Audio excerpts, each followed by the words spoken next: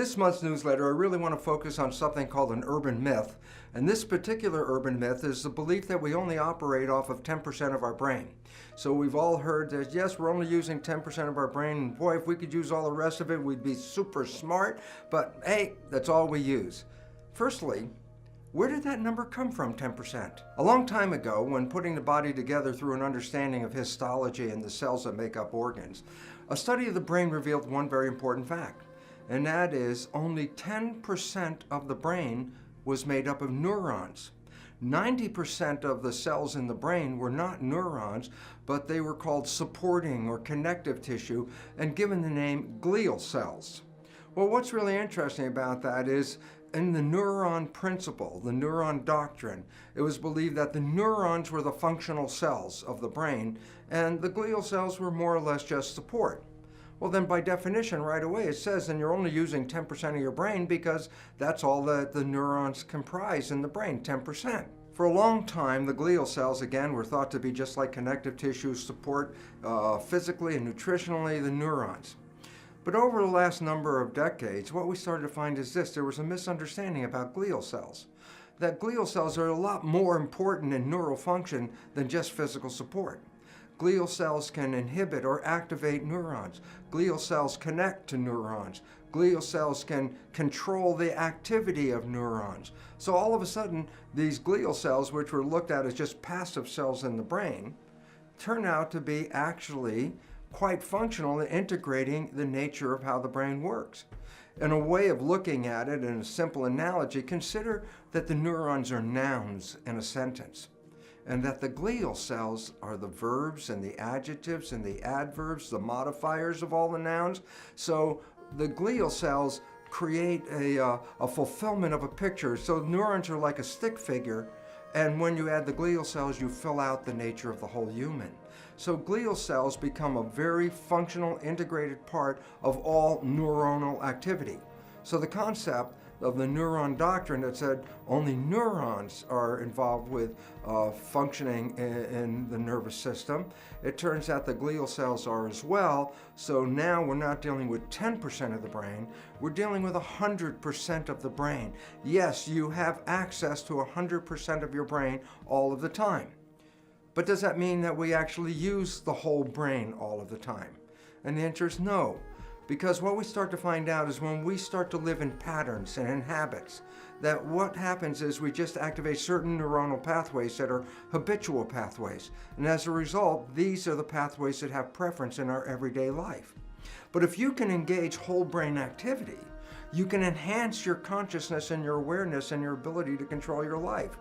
So basically it says that we can become whole brain when we start to think holistically, instead of just playing recurrent programs that play over and over again and activate the same pathways.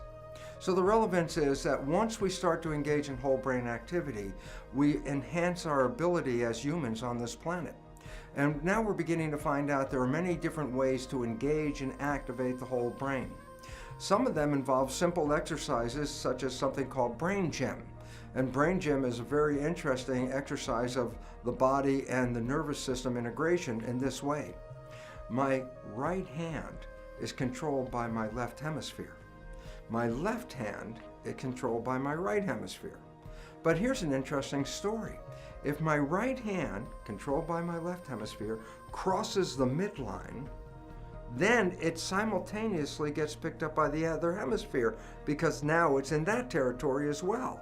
So when you cross your arms and when you cross your legs, what you're doing is causing the right and the left hemispheres to work together in harmony.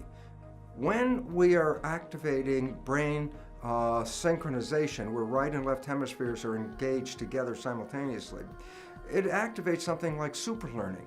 With both hemispheres working together, we have much more superior characteristics of neural function. However, after age 7 and 8, we start to express what is called brain dominance, meaning during the day, we don't have synchronization of both hemispheres.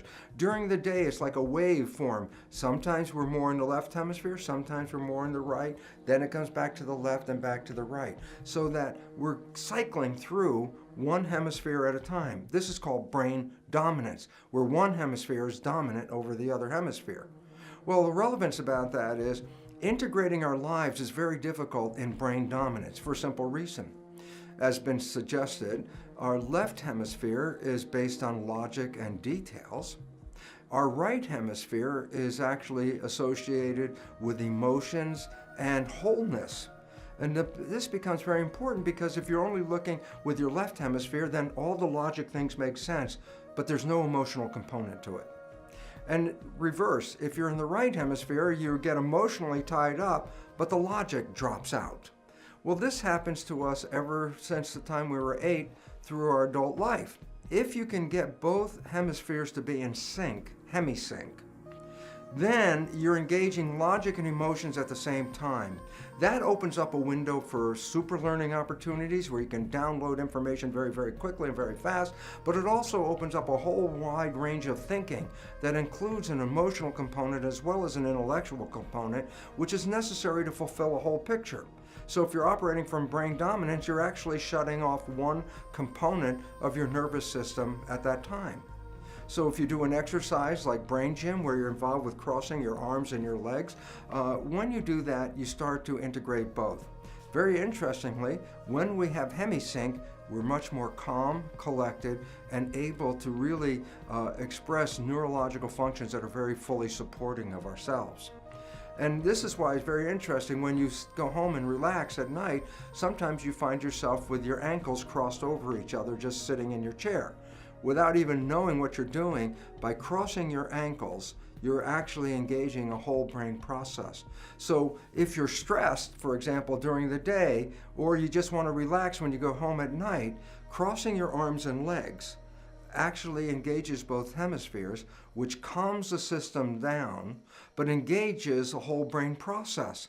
So you become much more effective in your relaxed state. So if you're having a tough moment during the day, just take a moment and cross your arms and legs. Hold them together and just wait for about 3 or 4 minutes and you'll start to feel a calmness overcome. And in this calmness, your neurological functions will be totally enhanced. When we start to operate from patterns that are replayed every day, we start to express very specific pathways that are reused over and over and over again.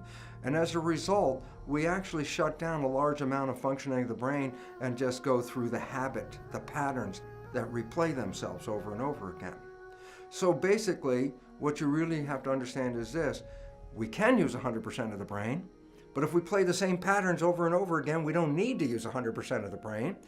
So, simple point, I'd just like to suggest that once you start to recognize that you can have hemisync, where you can get right and left hemispheres to engage together and stay conscious, you are using 100% of your brain activity. And when you do that, you'll also find that your life is easier, more harmonious, and healthier. Because when you're using your full nervous system, it will support your life and enhance your growth. And this becomes important.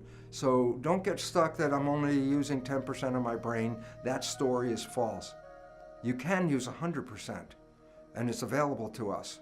And basically all you have to understand is this: stay conscious, stay mindful, and stop playing the same patterns over and over again, because that opens up an opportunity to create new behavior when you stop playing the programs.